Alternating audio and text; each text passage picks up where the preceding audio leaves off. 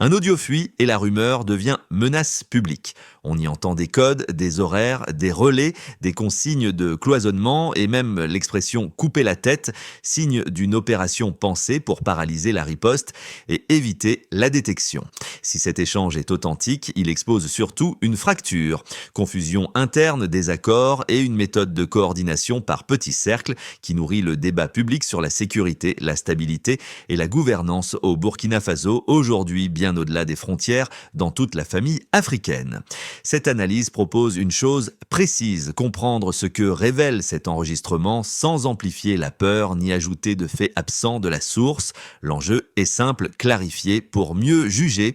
À partir des échanges entendus, il s'agit d'examiner comment des acteurs parlent d'organisation, de rôle flou, de coordination fragmentée et de secret, et ce que cela dit de l'état de la sécurité et de la gouvernance au Burkina Faso. Un détail compte ici, la confusion répétée entre responsabilité, procédure et objectif qui traverse toute la conversation. Dans ce contexte, la figure d'Ibrahim Traoré apparaît moins comme un symbole abstrait que comme un point de gravité autour duquel se projettent crainte, attente et interprétation contradictoires. Ce n'est pas un procès d'intention, mais une lecture méthodique d'un matériau sensible qui circule déjà dans l'espace public, parce que ces mots, même indirects, influencent la confiance, la vigilance citoyenne et la perception de la stabilité. Comprendre le mécanisme vaut mieux que spéculer sur l'issue. L'idée principale, c'est la suivante. L'audio ne montre pas une chaîne de commandement claire, mais une organisation fragmentée, fondée sur le cloisonnement, l'ambiguïté des rôles et la peur des fuites. Dès les premières minutes, un mécanisme apparaît. Les interlocuteurs passent plus de temps à demander des clarifications qu'à donner des instructions nettes, ce qui signale une tension interne plutôt qu'une mécanique parfaitement huilée. Ce point est essentiel pour comprendre le contexte. La conversation évoque des méthodes classiques de dissimulation, contact individuel, absence de lien direct entre groupes, usage de codes et de métaphores, tout en révélant des désaccords persistants. À plusieurs reprises, une même question revient sous différentes formes. Quel est exactement mon rôle ? Cette insistance suggère une structure instable où l'autorité n'est jamais totalement assumée ni explicitée. Dans l'espace public burkinabé, cet audio s'inscrit dans une période marquée par une forte sensibilité aux questions de sécurité et de souveraineté. Depuis plusieurs mois, chaque information liée à une tentative de déstabilisation est scrutée, commentée et parfois instrumentalisée. Le nom d'Ibrahim Traoré apparaît alors comme un point de fixation logique, non parce qu'il est omniprésent dans l'audio, mais parce que toute menace perçue est automatiquement lue à travers le prisme du pouvoir actuel. Un autre aspect du contexte mérite attention. La manière dont les interlocuteurs parlent du temps, les références à des horaires précis, à des actions simultanées ou à la nécessité de paralyser la réaction montre une obsession pour la synchronisation, mais aussi une inquiétude face à l'imprévu. Là encore, l'audio donne plus à entendre une anticipation anxieuse qu'une certitude opérationnelle. Ainsi, l'enjeu n'est pas tant l'existence d'un projet évoqué que la fragilité du dispositif décrit.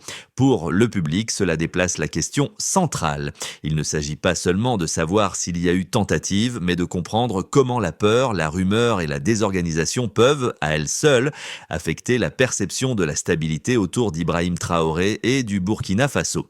Pour saisir l'impact initial de cet enregistrement, il faut observer les personnages qui émergent indirectement de la conversation. Aucun profil net, aucune identité pleinement assumée, mais une série de voix qui se croisent, hésitent et se corrigent. Certaines semblent chercher une validation, d'autres réclament des consignes plus concrètes, d'autres encore insistent sur la nécessité de rester discret. Ce flou dessine un effet tangible, l'impression d'un système où la responsabilité circule sans jamais se fixer. Du côté des institutions, l'audio produit un choc symbolique. Il alimente des interrogations sur la capacité des structures à prévenir, détecter et neutraliser des menaces potentielles. Même sans confirmer la réalité d'une opération, la simple circulation de ce type de contenu suffit à créer un climat d'incertitude. Dans un contexte déjà sensible, chaque phrase est disséquée, chaque silence interprété. Pour les citoyens, l'impact est plus immédiat encore. L'écoute donne le sentiment d'assister à des discussions clandestines où des décisions graves seraient envisagées sans cadre clair. Cela nourrit l'inquiétude, mais aussi une demande accrue de transparence. Beaucoup cherchent à comprendre, comprendre qui parle, pour qui et avec quel degré de sérieux.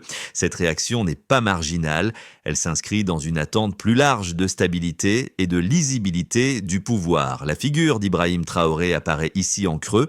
Il n'est pas une voix de l'audio, mais il en est l'arrière-plan constant, car toute menace évoquée est automatiquement reliée à la direction actuelle du pays.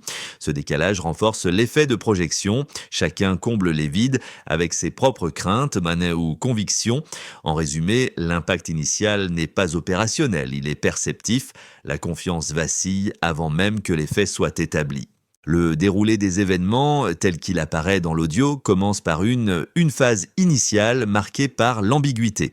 Les interlocuteurs ne lancent pas une action directe. Ils testent le terrain par des questions répétées, des reformulations et des allusions. On parle de rôle, de mission, de tête à couper, mais sans jamais établir un cadre opérationnel limpide. Cet au début installe un climat où l'intention semble exister, tandis que la méthode reste floue. C'est précisément cette dissociation qui attire l'attention du public et des observateurs. Vient ensuite une tension progressive. Les échanges se densifient autour de la coordination et du temps. Des horaires précis sont évoqués, des lieux sont suggérés et la synchronisation apparaît comme un objectif central. Les interlocuteurs insistent sur la nécessité d'agir simultanément afin de neutraliser toute capacité de réaction. Pourtant, cette montée est constamment freinée par des désaccords internes. L'un demande des clarifications, l'autre affirme avoir déjà tout expliqué, un troisième semble découvrir des éléments en retard. Cette friction donne l'image d'un processus instable où la confiance entre participants est incomplète. Au cœur de cette séquence, la notion de cloisonnement revient avec insistance. Chacun ne doit connaître qu'une partie du plan, personne ne doit avoir une vision d'ensemble. Cette méthode est présentée comme une protection contre les fuites, mais elle engendre aussi une perte de cohérence. Plus les informations sont fragmentées, plus les malentendus se multiplient. Le déroulé des événements se transforme alors en une suite de micro-ajustements où l'on corrige, précise ou annule implicitement ce qui vient d'être dit. Là, par la suite, correspond aux les premières réactions publiques, même avant toute action concrète. La diffusion de l'audio provoque un basculement. Ce qui était supposé rester secret devient matière à débat national. Les propos sont sortis de leur contexte initial, réécoutés, interprétés et parfois amplifiés. À ce stade, l'événement n'est plus seulement ce qui a été dit, mais le fait même que cela soit entendu par tous. Dans ce nouvel espace public, la figure d'Ibrahim Traoré s'impose comme point de référence. Le déroulé des événements se relie alors au pouvoir en place, non par des faits supplémentaires, mais par un mécanisme de projection collective. Toute discussion sur une tentative de déstabilisation est automatiquement lue comme une épreuve pour l'autorité actuelle. Ainsi, le fil se conclut provisoirement non par une action accomplie, mais par une onde de choc informationnel où la parole suffit à produire des effets réels sur la perception de la stabilité. Un premier élément factuel concerne le temps. L'audio mentionne des horaires précis, notamment une référence à une action envisagée à 23 heures, ainsi qu'à une échéance rapprochée décrite comme imminente. Ce type de précision indique une volonté de planification, mais il ne prouve ni l'exécution, ni la faisabilité. Il montre surtout que le facteur temporel est perçu comme critique par les interlocuteurs, au point de revenir à plusieurs reprises dans la discussion. Un autre élément touche à la méthode d'organisation. Les échanges décrivent une coordination fragmentée où chaque participant ne connaît qu'un segment du dispositif. Ce cloisonnement est présenté comme un moyen d'éviter les fuites et de limiter les risques. En pratique, l'audio révèle que cette méthode produit l'effet inverse, elle multiplie les demandes d'explication et les incompréhensions. Le fait que plusieurs interlocuteurs réclament à répétition une définition claire de leur rôle est un indicateur qualitatif fort de désorganisation interne. Un autre élément réside dans la logique de synchronisation. Les voix insistent sur la nécessité d'agir au même moment pour paralyser toute réaction adverse. Cette logique est cohérente avec des schémas classiques de déstabilisation, mais l'audio ne fournit aucun détail vérifiable sur les moyens réels de cette synchronisation. Il n'y a pas de description d'outils, de chaînes de transmission ou de procédures précises. L'écart entre l'ambition affichée et la précision opérationnelle constitue ici un écart important entre discours et capacité. Ces repères permettent de tracer une ligne claire entre ce qui est dit et ce qui peut être établi. Sur le plan factuel, l'audio montre des intentions verbalisées. une obsession du secret et du timing et une organisation par petits cercles. Il ne montre pas de structure centralisée ni de commandement incontesté. Cette distinction est essentielle pour éviter toute extrapolation excessive. Dans le débat public, ces éléments sont souvent confondus. Le simple fait d'entendre des horaires ou des mots violents peut être interprété comme la preuve d'une menace imminente. Or, une lecture rigoureuse invite à nuancer. Les chiffres et repères présents indiquent davantage une préoccupation qu'une capacité démontrée. La figure d'Ibrahim Traoré intervient ici comme point de comparaison implicite. Plus l'audio semble désorganisé, plus il renforce, par contraste, l'idée que la stabilité dépend de la solidité des institutions visibles. Les faits disponibles ne confirment pas une action aboutie, mais ils expliquent donc pourquoi la circulation de l'audio suffit à créer un effet de tension. En résumé, les éléments factuels montrent un écart entre parole, intention et moyens. Un écart qui nourrit à la fois l'inquiétude et le débat sans permettre de conclure sur l'issue réelle. Un premier argument, souvent avancé, affirme que cet audio constitue la preuve d'une tentative sérieuse de déstabilisation. Selon cette lecture, l'usage d'horaires précis, de métaphores violentes et de références à la synchronisation indiquerait un niveau de préparation suffisant pour représenter une menace réelle. Le cloisonnement serait alors interprété non comme un signe de confusion, mais comme une technique volontaire visant à réduire les risques de fuite. Dans cette perspective, la circulation de l'audio ne ferait que révéler la partie visible d'un dispositif plus large et mieux structuré. Un second argument, tout aussi répandu, soutient l'idée inverse. L'audio serait surtout un montage confus de propos mal articulés, amplifiés par le contexte politique. Les hésitations, les demandes répétées de clarification et les contradictions internes seraient les indices d'un projet mal défini, voire fantasmé. Pour ces observateurs, l'attention excessive portée à cet enregistrement risquerait de détourner le débat public des enjeux structurels plus profonds, en transformant une conversation opaque en symbole disproportionné de menace. Une lecture attentive repose sur une lecture attentive du matériau disponible. Les éléments factuels montrent bien des intentions verbalisées et une obsession pour le secret, mais ils montrent aussi une absence de chaîne de commandement claire et une difficulté persistante à transformer le discours en action cohérente. Le cloisonnement, loin de fluidifier l'organisation, semble générer des frictions constantes. Cette tension interne affaiblit l'hypothèse d'un plan pleinement maîtrisé sans pour autant annuler l'existence d'un risque perçu. Dans ce cadre, la référence implicite à Ibrahim Traoré joue un rôle central dans la polarisation des interprétations. Pour certains, toute évocation de déstabilisation renforce l'idée d'une menace directe contre le pouvoir en place. Pour d'autres, elle sert de catalyseur à des peurs déjà présentes. La position la plus rigoureuse consiste à tenir ces deux dimensions ensemble. Reconnaître que l'audio n'est pas anodin, tout en admettant qu'il ne suffit pas à lui seul à prouver une opération aboutie. Ainsi, la lecture la plus solide des arguments opposés conduit à une conclusion nuancée. L'enregistrement révèle moins une certitude d'action qu'un espace de vulnérabilité informationnelle où parole, perception et contexte politique interagissent pour produire un effet de tension. Ce n'est pas un plan achevé. Le constat central à ce stade tient dans ce constat simple. L'audio révèle davantage une logique de peur qu'une mécanique opérationnelle aboutie. Les interlocuteurs parlent comme s'ils craignaient autant l'échec que la découverte. Chaque phrase semble pensée pour masquer, retarder ou diluer la responsabilité, signe que la menace principale pour eux n'est pas seulement l'adversaire, mais la perte de contrôle de l'information. Ce basculement change la lecture de l'ensemble. Jusqu'ici, le débat portait sur la réalité ou non d'une tentative de déstabilisation.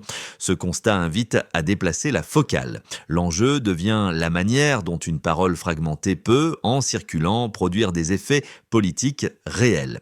Même sans action concrète, l'audio agit comme un levier de tension, précisément parce qu'il est incomplet, confus et ouvert à l'interprétation. Dans ce cadre, la figure d'Ibrahim Traoré n'est plus seulement associée à une menace supposée, mais à un test de résilience. La question implicite n'est pas « que s'est-il passé ?», mais comment un pouvoir et une société réagissent-ils à l'incertitude ? L'audio fonctionne alors alors comme un révélateur. Il met à nu les fragilités du débat public face aux rumeurs, aux fuites et aux récits partiels. Ce constat marque un tournant narratif. Elle prépare la suite non pas autour d'un acte caché, mais autour des conséquences visibles d'un enregistrement devenu symbole bien au-delà de son contenu brut. Les conséquences concrètes de la diffusion de cet audio se lisent d'abord du côté de l'État. Même sans confirmation d'une opération réelle, les autorités sont placées face à une obligation implicite de réaction. Le simple fait qu'un tel contenu circule impose des vérifications internes, des ajustements de communication et parfois un renforcement visible des dispositifs de sécurité. Cette réponse n'est pas seulement opérationnelle, elle est aussi symbolique. Elle vise à rassurer, à montrer que le contrôle existe, même lorsque la menace reste floue ou indirecte. Pour les forces armées et les services de sécurité, l'impact est plus technique. L'audio met en lumière des scénarios de coordination fragmentée et de cloisonnement excessif, ce qui alimente des discussions internes sur les failles potentielles. Même si les propos ne décrivent pas une chaîne de commandement réelle, ils obligent à réfléchir aux procédures. Comment éviter que des rumeurs ou des enregistrements partiels ne perturbent la confiance interne? Comment maintenir la cohésion quand le doute s'installe dans l'espace public? Ces questions deviennent des enjeux professionnels concrets. Du côté de la population, l'effet est avant tout psychologique.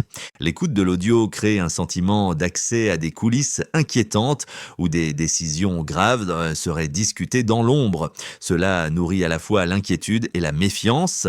Certains y voient la preuve que des menaces permanentes pèsent sur la stabilité. D'autres y perçoivent une exagération alimentée par le contexte politique. Dans les deux cas, la conséquence est une attention accrue aux discours officiels et une demande plus forte de clarté. La rumeur devient un facteur actif du débat public. À l'échelle régionale, enfin, la diffusion dépasse les frontières. Le Burkina Faso est observé par ses voisins et par la diaspora africaine qui interprète cet audio comme un indicateur de fragilité ou, au contraire, de résilience. Dans une région marquée par des tensions sécuritaires récurrentes, chaque signal est amplifié. Un enregistrement confus peut ainsi influencer des perceptions extérieures, affecter la confiance et renforcer des narratifs déjà existants sur l'instabilité ou la souveraineté. La figure d'Ibrahim Traoré traverse ces 4 niveaux comme un fil conducteur implicite. Sans être directement présent dans l'audio, il devient le point de référence à partir duquel se mesurent les conséquences. Pour l'État, il incarne la continuité du pouvoir. Pour les forces armées, la légitimité de la chaîne hiérarchique. Pour la population, une projection d'espoir ou de crainte. Pour la région, un symbole de trajectoire politique.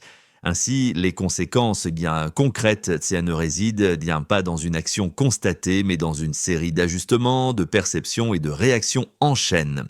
L'audio agit moins comme une preuve que comme un catalyseur, transformant des mots fragmentés en effets bien réels sur la gouvernance, la sécurité et le climat social.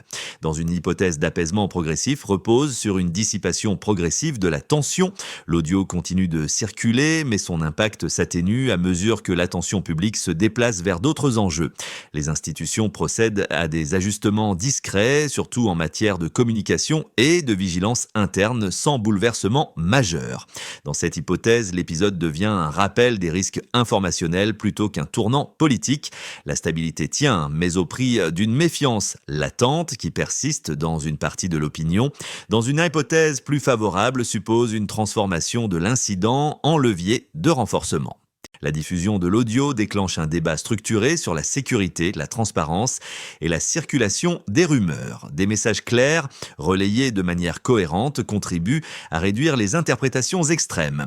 La société civile, les médias et les institutions convergent vers une lecture plus nuancée des faits. Dans ce cas, l'épisode améliore la résilience collective. Il montre que des paroles fragmentées ne suffisent pas à déstabiliser un système lorsqu'elles sont traitées avec méthode et sang-froid. Dans une hypothèse plus défavorable, repose sur une amplification durable. L'audio est repris, découpé, recontextualisé et instrumentalisé dans des récits concurrents. Chaque nouvelle rumeur renforce la précédente, créant un cycle de suspicion difficile à enrayer. L'absence de repères partagés alimente la polarisation et la perception d'instabilité devient presque indépendante des faits. Dans cette configuration, le risque principal n'est pas une action cachée, mais l'érosion progressive de la confiance, qui fragilise la gouvernance et complique toute prise de décision. Ces trois trajectoires montrent que l'avenir dépend moins du contenu brut de l'enregistrement que de la manière dont il est interprété et géré. Un même matériau peut conduire à l'apaisement, au renforcement ou à la crispation. La clé réside dans la capacité à distinguer ce qui relève de l'information, de la rumeur et de la projection. L'idée directrice est donc cognitive, plutôt qu'opérationnelle, ralentir l'interprétation avant d'accélérer la réaction. Dans un environnement saturé de signaux, la maîtrise du tempo devient un enjeu stratégique à part entière. Pour le spectateur, cet épisode n'est pas abstrait, il touche à des réflexes quotidiens. Comment réagir face à une information troublante, partielle, parfois choquante, qui circule sans filtre clair? L'audio met chacun dans une position familière, celle d'un auditeur qui doit décider s'il partage, s'il commente ou s'il suspend son jugement. Ce choix individuel, répété à grande échelle, façonne le climat collectif. L'impact varie selon les profils. Pour certains, surtout ceux déjà préoccupés par les questions de sécurité, l'enregistrement renforce un sentiment de vigilance permanente. Pour d'autres, plus distants de la sphère politique, il alimente une fatigue informationnelle. Trop de signaux, trop peu de certitudes. Dans les deux cas, le risque est similaire. Laisser l'émotion guider la lecture avant l'analyse.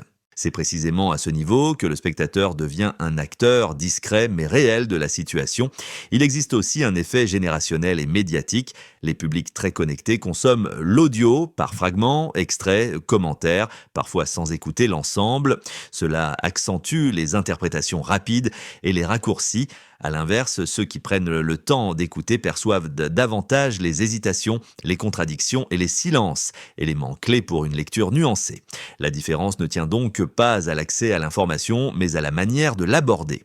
Ce lien avec le spectateur renvoie à une responsabilité simple, reconnaître que toute information sensible n'est pas immédiatement intelligible. Avant de conclure, il faut situer, comparer et parfois accepter l'incertitude. Dans un contexte où le nom d'Ibrahim Traoré sert souvent de point de projection symbolique, cette prudence devient encore plus nécessaire. Elle permet de distinguer ce qui relève du fait, de la peur et de l'interprétation. Ainsi, le spectateur n'est pas un simple récepteur. Par son attention, son silence ou sa réaction, il participe à l'effet réel de l'audio sur la société. Une première piste de réponse concerne la clarification institutionnelle. Face à un contenu sensible, la priorité n'est pas de surréagir, mais d'expliquer ce qui peut l'être dans des termes simples et vérifiables. Une communication cohérente réduit l'espace laissé aux interprétations extrêmes. Elle permet aussi de rappeler les procédures existantes sans entrer dans des détails qui alimenteraient la spéculation.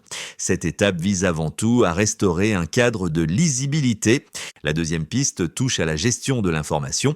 L'audio montre à quel point une parole fragmentée peut produire des effets disproportionnés une fois rendue publique. Renforcer les capacités d'analyse, de contextualisation et de vérification devient essentiel, autant pour les institutions que pour les médias. Il ne s'agit pas de censurer, mais de hiérarchiser et d'expliquer, afin que chaque élément soit replacé dans son niveau réel de gravité. Une troisième piste concerne la vigilance citoyenne. Les citoyens ne sont pas de simples spectateurs passifs. En choisissant de ne pas relayer immédiatement une information floue, ils contribuent à ralentir les dynamiques de peur. Cette vigilance n'exige pas une expertise particulière, seulement une discipline collective face au contenu incomplet ou émotionnel. La quatrième piste s'inscrit dans le temps long. Chaque épisode de ce type peut servir de point d'apprentissage, identifier ce qui a amplifié la rumeur, comprendre pourquoi certains récits ont pris plus vite que d'autres et ajuster les réponses futures renforce la résilience globale.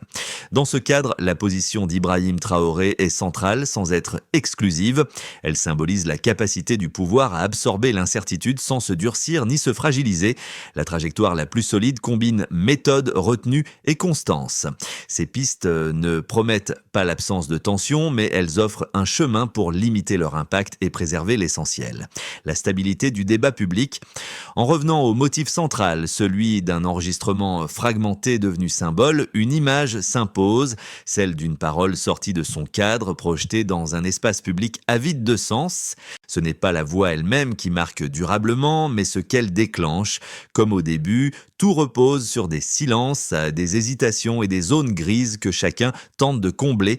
Le fil narratif se referme ainsi sur le même point qu'il a ouvert, l'incertitude. Ce rappel permet de mesurer le chemin parcouru. L'audio, d'abord perçu comme une menace brute, s'est transformé en révélateur des fragilités informationnelles.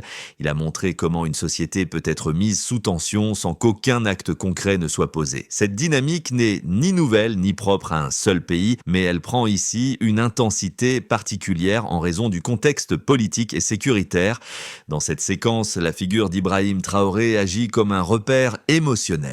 Elle concentre espoir, crainte et attente contradictoires sans avoir besoin d'être directement présente dans l'enregistrement. Ce décalage renforce la charge symbolique de l'épisode. Un pouvoir est évalué moins sur ce qu'il fait que sur la manière dont il traverse l'incertitude. La phrase qui s'impose alors est simple, presque sèche. La parole peut ébranler avant même l'action. Elle résume l'essentiel sans ajouter de faits. Elle invite à retenir une leçon durable. Dans un environnement saturé de signaux, la stabilité se joue autant dans la gestion du récit que dans la gestion des événements. Ce retour au point de départ prépare la dernière étape, non pour conclure définitivement, mais pour ouvrir un espace de dialogue. À ce stade, il ne s'agit pas de trancher, mais d'ouvrir. Cet épisode montre comment une information incomplète peut devenir un symbole collectif chargé de peur, d'attente et de projection.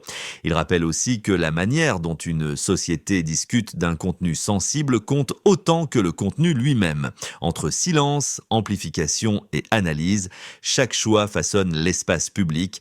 Dans ce cadre, la discussion gagne à rester civique et informée. Parler de sécurité, de stabilité et de gouvernance n'implique pas l'adhésion à une lecture unique. Cela suppose au contraire de confronter des points de vue, d'écouter les nuances et de distinguer faits, interprétations et émotions. La figure d'Ibrahim Traoré, souvent au centre des débats, illustre cette tension permanente entre symbole et réalité politique. Faut-il ralentir la circulation de l'information, renforcer l'explication ou accepter une part d'incertitude sans la transformer en peur ? Elle contribue à définir le ton du dialogue public aujourd'hui et demain.